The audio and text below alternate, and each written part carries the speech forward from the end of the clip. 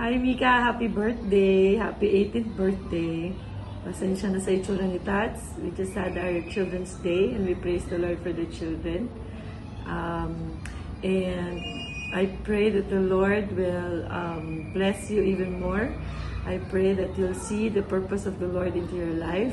I pray that you walk in faith and walk in righteousness and in holiness before the Lord, and even use your talent for His glory and for His honor.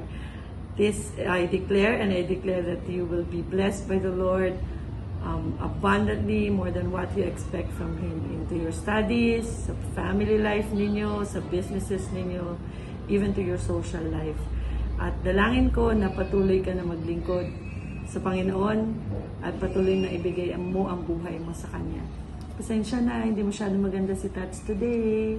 Hindi nakapag-ayos.